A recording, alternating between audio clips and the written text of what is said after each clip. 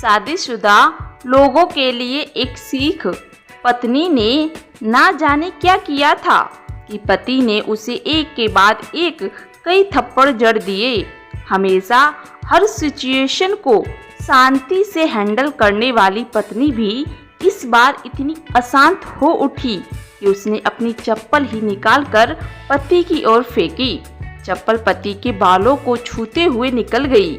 ये किस्सा यहीं पर खत्म हो सकता था, मगर पति ने इसे अपनी मर्दानगी का विषय बना लिया और बात बद से बदतर होती चली गई।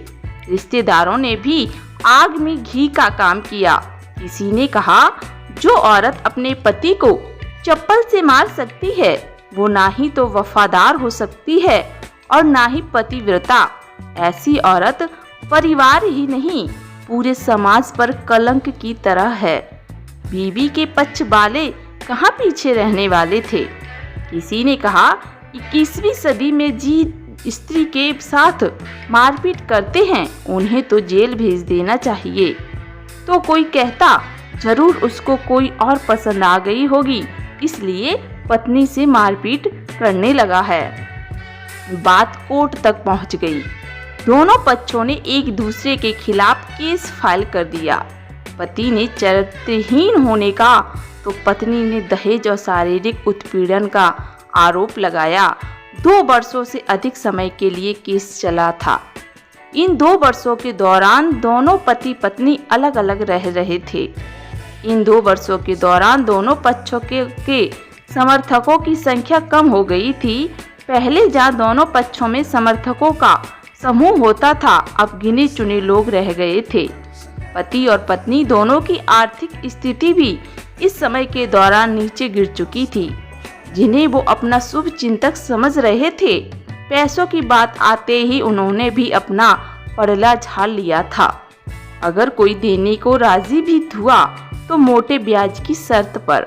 आखिरकार वही हुआ जो सब चाहते थे।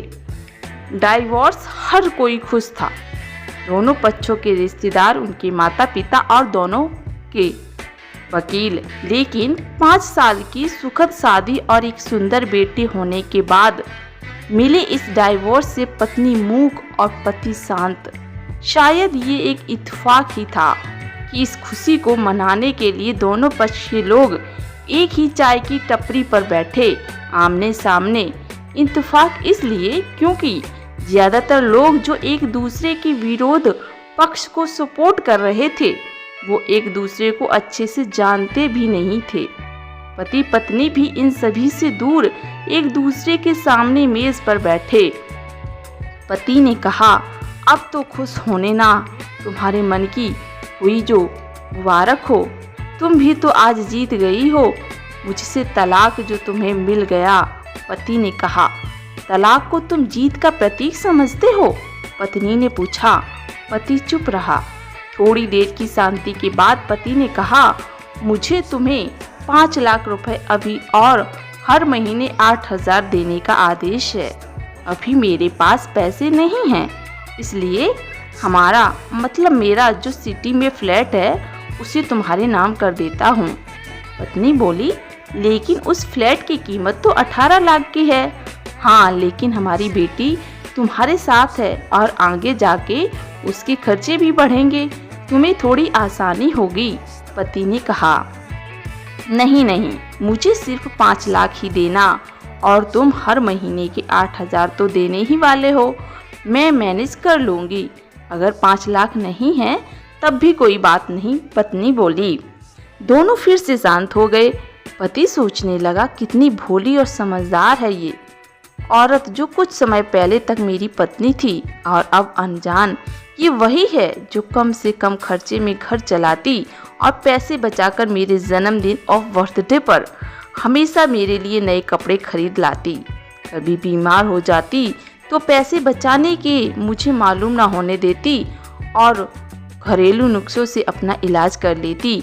मगर घर में कोई और बीमार होता तो तुरंत डॉक्टर के पास लेकर जाती। मेरी ही मति मारी गई थी। मैं ही अपनी झूठी मर्दानगी के चक्कर में इतनी बड़ी गलती कर बैठा। पत्नी के दिमाग में भी उथल पुथल चल रही थी। अभी भी वैसा ही है। पहले भी खुद से ज़्यादा हमारे बारे में सोचता था और अब भी वही कर रहा है। ये वही आदमी है जो मुझे एक्सीडेंट से बचाने के लिए खुद मोटरसाइकिल के आगे कूद पड़ा था और अपनी उंगली तोड़वा बैठा था।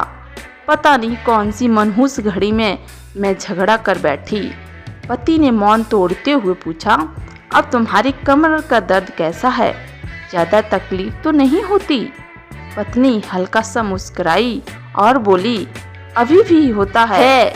अब तो पेट में क्रैम्प्स उठते हैं। वो तो होगा ही।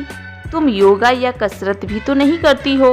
अब किसी गायनेकोलॉजिस्ट को ज़रूर दिखा देना।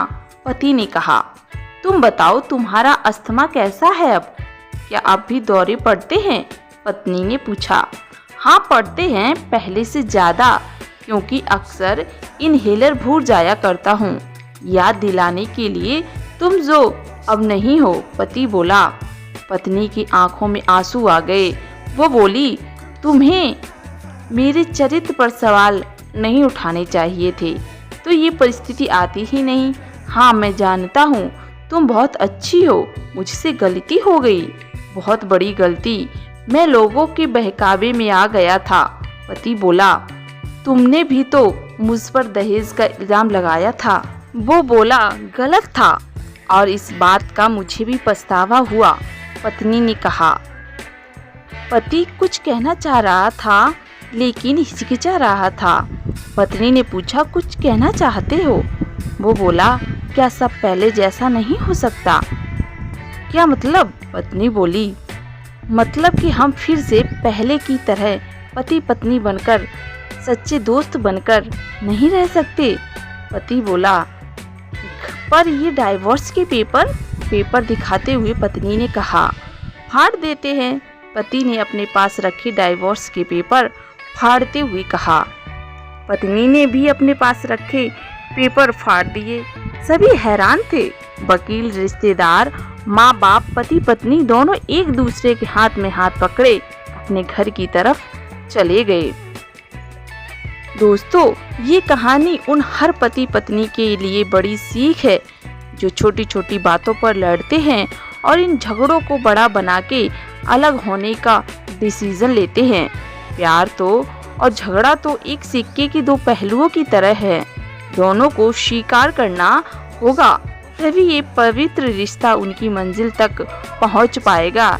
दोस्तों, कमेंट में बताएं आपको कहानी कैसी लगी। अच्छी लगी हो तो लाइक, शेयर एंड सब्सक्राइब करें प्लीज़।